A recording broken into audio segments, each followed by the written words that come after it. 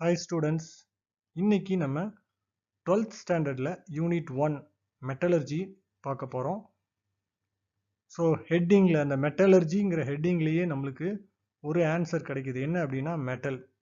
So இந்த லெசன்ல நம்ம மெயினாக வந்து மெட்டல்ஸை பற்றி பார்க்க போறோம். ஸோ மெட்டலர்ஜி அப்படின்னா ஒரே வேர்டில் சொல்லணும்னா it deals with metals. But எக்ஸாக்டாக இன்னும் டீட்டெயிலாக சொல்லணும்னா metallurgy is defined as a process which deals with extraction of metal from its ore, properties of metals and uses of metals. இதில் பாருங்க, extraction of metal from its ore இது ரொம்ப important. இந்த லெசன்ல மெயினாக நம்ம பார்க்க போகிறது இதுதான், extraction of metal from its ore. அந்த ore அப்படின்னா என்ன அப்படிங்கிறத நம்ம அந்த வீடியோவில் பின்னாடி பார்க்க போகிறோம். அதாவது ஓர்ல இருந்து மெட்டலை தனியாக செப்பரேட் பண்ணி, அதாவது பிரித்து எடுக்கிற ப்ராசஸ்க்கு பேர் எக்ஸ்ட்ராக்ஷன் அப்படின்னு நம்ம சொல்லுவோம். ஓகே, ஓர்ல இருந்து மெட்டலை தனியாக பிரித்து எடுக்கிற ப்ராசஸ் தான் நம்ம எக்ஸ்ட்ராக்ஷன் அப்படின்னு நம்ம சொல்ல போகிறோம். ஸோ இந்த லெசனில் நம்ம மெயினாக தான் பார்க்க போகிறோம். ஓகே, அது கூட ப்ராப்பர்ட்டிஸ் ஆஃப் மெட்டல்ஸ். ப்ராப்பர்ட்டிஸ்னால் அது ஃபிசிக்கல் ப்ராப்பர்ட்டிஸ் இருக்குது, கெமிக்கல் ப்ராப்பர்ட்டிஸ் இருக்குது, அந்த மாதிரி ப்ராப்பர்ட்டிஸ் ஆஃப் மெட்டல்ஸ் பார்க்க போகிறோம். நெக்ஸ்ட்டு அப்ளிகேஷன்ஸ், அதாவது uses of metals. Copper metal எதுக்கு யூஸ் ஆகுது, அயன் எதுக்கு யூஸ் ஆகுது, அலுமினியம் மெட்டல் எதுக்கு யூஸ் ஆகுது, இந்த மாதிரி யூசஸ் ஆஃப் மெட்டல்ஸும் நம்ம இந்த லெசனில் பார்க்க போகிறோம். நெக்ஸ்ட்டு ஒரு மெட்டல் வந்து எப்படி எர்த் கிரஸ்ட்ல இருந்து எப்படி நம்ம யூஸ்வலாக எப்படி எடுப்பாங்க அப்படிங்கிறத நம்ம இப்போ பார்க்கலாம். அது எல்லாம் ஒரு சில பேருக்கு தெரிஞ்சிருக்கலாம். சிம்பிள் ப்ராசஸ் தான். அது என்னது அப்படின்னா மைனிங். கேள்விப்பட்டிருப்பீங்க, மைனிங், கோல் மைனிங் கேள்விப்பட்டிருப்பீங்க. அந்த மாதிரி மைனிங் அப்படிங்கிற வேர்டு எல்லாருமே கேள்விப்பட்டிருப்பீங்க இல்லையா? பை மைனிங் ப்ராசஸில் தான் நம்ம வந்து என்ன பண்ண போகிறோம்னா மெட்டலை நம்ம எர்த் கிரஸ்ட்லேருந்து எடுக்க போகிறோம். அப்படி எடுக்கும்போது ரெண்டு விதமாக நம்மளுக்கு மைனிங் கிடைக்கலாம். பாருங்கள், இங்கே பாருங்கள், மைனிங் வந்து இந்த மாதிரி மலையிலையோ அல்லது எர்த் கிரஸ்டில் இருக்கிற லேயர்லேயோ இந்த மாதிரி நம்ம கொஞ்சம் கொஞ்சமாக நம்ம எடுப்போம். இதெல்லாம் நீங்கள் பார்த்துருப்பீங்க. ஸோ இதை தான் வந்து நம்ம என்ன சொல்லுவோம்னா மினரல்ஸ்ன்னு சொல்லுவோம். எர்த் கிரஸ்ட்லேருந்து எடுக்கக்கூடிய எல்லாமே என்னது மினரல்ஸ். ஸோ மைனிங்னா என்ன? Mining is the process of extracting useful material from the earth. அந்த யூஸ்ஃபுல் மெட்டீரியல்ஸுங்கிறதுல நீங்கள் மெட்டல் போட்டுக்கோங்க, ஏன்னா இந்த லெசனில் நம்ம மெட்டல் பார்க்கறதுனால. ஸோ இதை தான் நம்ம என்னன்னு சொல்கிறோன்னா மைனிங் அப்படின்னு சொல்கிறோம். ஸோ அப்படி மைனிங் பண்ணி நம்ம எடுக்கக்கூடிய அந்த மினரல்ஸை வந்து நம்ம ரெண்டு விதமாக பிரிக்கலாம். என்ன அப்படின்னா, ஒன்று வந்து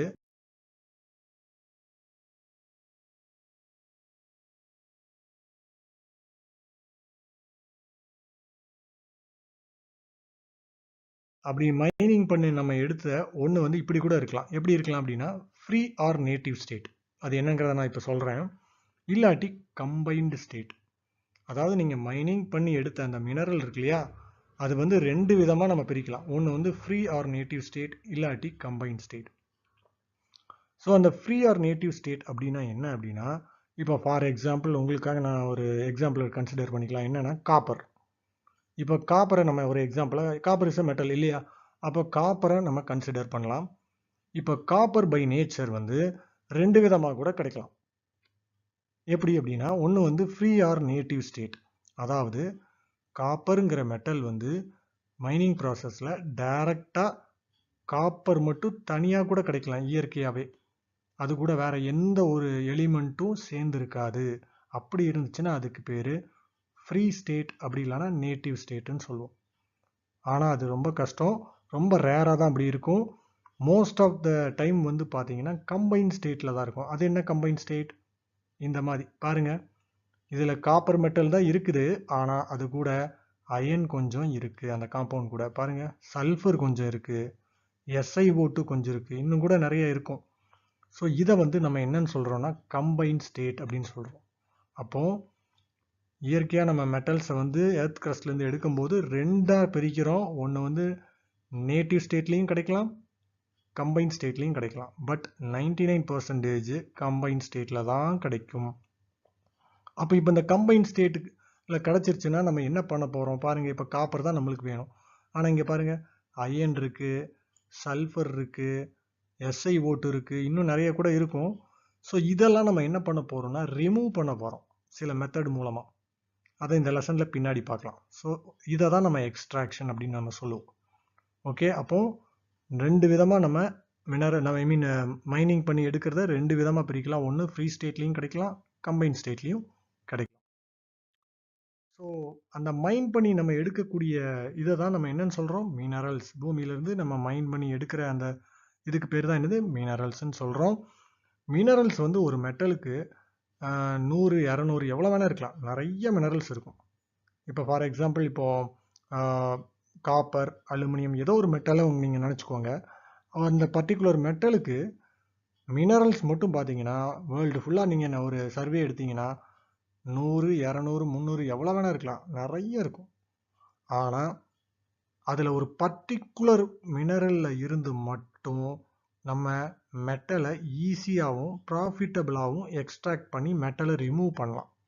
அப்படி அந்த பர்டிகுலர் மினரல் நான் சொல்கிறேன் இல்லையா, அந்த மினரலை நம்ம என்னன்னு சொல்கிறோன்னா ஓர் அப்படின்னு சொல்கிறோம். எவ்வளவோ மினரல் இருக்கலாம், ஆனால் அந்த மினரல்லாம் பார்த்தீங்கன்னா ஒரே ஒரு பர்டிகுலர் மினரலில் இருந்து மட்டும் என்ன பண்ணலாம், மெட்டலை ஈஸியாகவும் ப்ராஃபிட்டபிளாகவும் நிறையாவும் எடுக்கலாம். அதை வந்து நம்ம என்னன்னு சொல்கிறோன்னா அதுக்கு ஒரு பேர் வச்சுருக்கோம். அந்த பர்டிகுலர் மினரலுக்கு பேர் ஓர் அப்படின்னு நம்ம பேர் வச்சுருக்கோம். ஓகே, ஸோ இப்போ கொஸ்டினுக்கு வரலாம். இந்த டாப்பிக்கில் நம்ம எக்ஸாம் பாயிண்ட் ஆஃப் வியூவில் கேட்கக்கூடிய கொஸ்டின் தான், mention the differences between minerals and ore. So ஒரு 3 டிஃப்ரென்ஸ் இங்கே இருக்குது பாருங்கள். ஏற்கனவே நம்ம பார்த்ததான். மினரல்ஸ் அப்படின்னா naturally occurring substance obtained by mining. நம்ம கொஞ்ச நேரத்துக்கு முன்னாடி பார்த்தோம் இல்லையா, naturally occurring substance obtained by mining which contain the metal in free state. நான் சொன்னேன் இல்லையா, மெட்டல் ஃப்ரீ ஸ்டேட்லேயும் கிடைக்கலாம், நேட்டிவ் ஸ்டேட்லேயும் கிடைக்கலாம், or in the form of compounds. நம்ம அந்த வீடியோவில் கொஞ்சம் நேரத்துக்கு முன்னாடி பார்த்தோம் இல்லையா, கம்பைன் ஸ்டேட்லாகவும் கிடைக்கலாம், like oxides, sulphides etcetera or called minerals. Okay, ஓர்ஸ்னால் என்ன? ஓர்ஸ்னால் என்ன அப்படின்னா, அப்படி எடுக்கப்பட்ட மினரல் இருக்கு இல்லையா, அந்த மினரல் நிறையா இருக்கலாம். Minerals that contain high percentage of metal from which it can be extracted conveniently and economically are called ores. எவ்வளவோ மினரல்ஸ் இருக்கலாம் ஒரு மெட்டலுக்கு, ஆனால் ஒரு பர்டிகுலர் மினரல் இருந்து மட்டும்தான் நம்ம என்ன பண்ணலாம், மெட்டலை வந்து ஹை பர்சன்டேஜில் எடுக்கலாம். அதாவது ஈஸியாகவும் கன்வீனியண்ட்டாகவும் எடுக்கலாம், எக்கனாமிக்கலாகவும் எடுக்கலாம். அந்த பர்டிகுலர் மினரலுக்கு என்ன பேர் வச்சுருக்கோம் அப்படின்னா ஓர்ஸ் அப்படின்னு பேர் வச்சுருக்கோம். Okay, next second point, all the minerals R not ores. எல்லா மினரலையும் நம்ம என்ன சொல்லிடக்கூடாது, ஓர்ஸ்ன்னு சொல்லக்கூடாது. ஆனால் எல்லா ஓர்ஸையும் நம்ம என்ன சொல்லலாம், மினரல்னு சொல்லலாம். நெக்ஸ்ட் தேர்ட் ஒன் வந்து எக்ஸாம்பிள். மினரலுக்கு ஒரு எக்ஸாம்பிள் கொடுத்துருக்காங்க, ஓர்ஸ்க்கு ஒரு எக்ஸாம்பிள் கொடுத்துருக்காங்க. இது எக்ஸாம்பிள் என்ன கொடுத்துருக்காங்க, மினரலுக்கு சைனா கிளே, ஓர்ஸ்க்கு என்ன எக்ஸாம்பிள் கொடுத்துருக்காங்கன்னா பாக்சைட். இந்த ரெண்டுமே எந்த மெட்டலுக்கு நம்ம பார்க்குறோம் அப்படின்னா அலுமினியம். அலுமினியத்தில் பார்த்தீங்கன்னா நிறைய மினரல் இருக்கும் இல்லையா, அதில் ஒன் ஆஃப் த மினரல் வந்து பார்த்தீங்கன்னா சைனா கிளே. அந்த மினரல்லையே வந்து பார்த்தீங்கன்னா இந்த பாக்சைட் அப்படிங்கிற மினரலில் இருந்து என்ன பண்ணலாம்னா மெட்டல், அதாவது அலுமினியம் மெட்டலை ரொம்ப ப்ராஃபிட்டபிளாக எடுக்கலாம். அதனால் அந்த மினரலை நம்ம பாக்சைட் மினரலை ஓர்னு பேர் வச்சிட்டோம். ஏன்னா பாக்சைட் மினரலில் இருந்து தான் நம்ம என்ன பண்ண முடியும்னா ஹை பர்சன்டேஜ் ஆஃப் அலுமினியம் மெட்டலை எக்ஸ்ட்ராக்ட் பண்ணி எடுக்க முடியும். அதனால் பாக்சைட்டை மினரல்னு சொல்கிறத விட ஓருன்னு சொன்னால் கரெக்டாக இருக்கும். ஓகே, இதுதான் difference between minerals and ores. இது எக்ஸாமில் அடிக்கடி கேட்கக்கூடிய question. Next types of ores. உங்கள் புக்கில் பார்த்தீங்கன்னா இப்படி ஒரு டேப்லர் காலம் கொடுத்துருப்பாங்க பாருங்கள். அலுமினியத்துக்கு ஒரு 3 ஓர் கொடுத்துருக்காங்க, அயனுக்கு ஒரு 5 ஓர், இப்படி ஒவ்வொரு மெட்டலுக்குமே சில ஓர்ஸ், டைப்ஸ் ஆஃப் ஓர்ஸ் கொடுத்துருக்காங்க. எக்ஸாம்பிள்ஸ் ஆஃப் ஓர்ஸ் கொடுத்துருக்காங்க. இதை நம்ம என்ன பண்ண போகிறோம்னா பிரிக்க போகிறோம். என்னதான் பிரிக்க போகிறோம்னா டைப்ஸ் ஆஃப் ஓர்ஸ் அப்படிங்கிற மாதிரி நம்ம பிரிக்க போகிறோம். இந்த டேப்லர் காலமில் இருக்கிறத மட்டும் பாருங்கள், என்னென்ன டைப்ஸ் வருது அப்படின்னா பாருங்கள். சல்ஃபைடு ஓர் ஃபஸ்ட்டு, நெக்ஸ்ட் ஒன் வந்து ஆக்சைடு ஓர், அடுத்தது ஹேலைடு ஓர், அப்புறம் சல்ஃபேட் ஓர், நெக்ஸ்ட் ஒன் கார்பனேட் ஓர். இது எப்படி இந்த டேப்லர் காலமில் எப்படி நம்ம இது ஈஸியாக ஐசோலேட் பண்ணி கண்டுபிடிக்கிறது அப்படின்னா ஃபார்முலா வச்சு ஈஸியாக கண்டுபிடிச்சிடலாம்.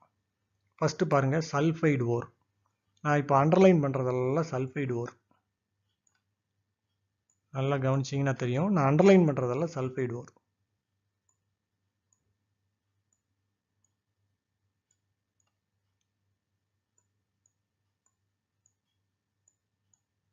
ஸோ நான் அண்டர்லைன் பண்ணும்போதே நீங்கள் கண்டுபிடிச்சிருப்பீங்க என்ன அப்படின்னா, நான் அண்டர்லைன் பண்ண அந்த ஓரில் மெட்டலை எடுத்துருங்க.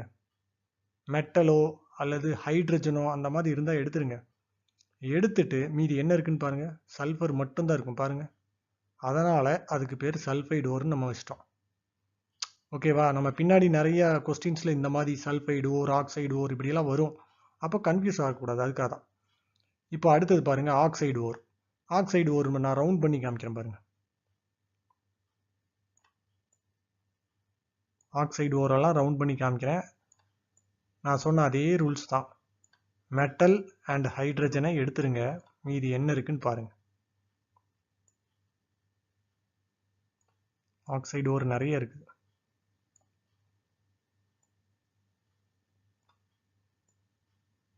ஓகே, இப்போ பாருங்க, நான் ரவுண்ட் பண்ணதுலலாம் இருக்கிற அந்த மெட்டல் அல்லது metal as well as hydrogen அதெல்லாம் எடுத்து பாருங்க. பேலன்ஸ் என்ன இருக்குன்னா ஆக்சிஜன் மட்டும் இருக்கும், அதனால ஆக்சைடு ஓர். ஹேலைடு ஓர்னா இந்த டேப்லர் காலமில் ஒன்றே ஒன்று இருக்குது, டிக் பண்ணுறேன் பாருங்கள், AgCl. ஏன்னா Cl அப்படிங்கிறது ஒரு ஹேலஜன்ஸ், அதனால் ஹேலைடு ஓர்ஸ். சல்ஃபேட் ஓர். சல்ஃபேட் ஓர் அது ஈஸியாக கண்டுபிடிச்சிடலாம், ஏன்னா அந்த ஓர்லோட ஃபார்முலா பார்த்தீங்கன்னா SO4. ஓர் ஃபார்முலாவில் SO4 அப்படின்னு கண்டிப்பாக இருக்கும். அதை நீங்கள் பார்த்தீங்கனாலே தெரியும், PbSO4 இருக்கா. இதெல்லாம் சல்ஃபேட் ஓர். வேறு எங்கே இருக்குது சல்ஃபேட் ஓர்? ஒன்று தான் கொடுத்துருக்காங்கன்னு நினைக்கிறேன், PbSO4 கொடுத்துருக்காங்க இல்லையா, அது வந்து சல்ஃபேட் ஓர். கார்பனேட் ஓர். கார்பனேட் ஓருக்கு வந்து ஃபார்முலா எப்படி இருக்கும் அப்படின்னா CO3 அப்படின்னு கொடுத்துருக்கோம். எங்கெல்லாம் CO3 பாருங்கள், நான் அண்டர்லைன் பண்ணுறேன் பாருங்கள். இங்கே CO3, இங்கே 2 இருக்குது, இதெல்லாம் கார்பனேட் ஓர். இங்கே பாருங்கள், PbCO3 இங்கே ஒன்று இருக்குது. நெக்ஸ்ட்டு கேலமைன் ZnCO3 மேலே பாருங்கள், அங்கே ஒன்று இருக்குது. ஸோ இங்கே ஒன்று இருக்குது, FeCO3. இதெல்லாமே வந்து பார்த்தீங்கன்னா கார்பனேட் ஓர். ஸோ இதை தெரிஞ்சுக்கிட்டிங்கன்னா பின்னாடி சல்ஃபைடு ஓர், ஆக்சைடு ஓர்னு வேர்டு மட்டும்தான் கொடுத்துருப்பாங்க.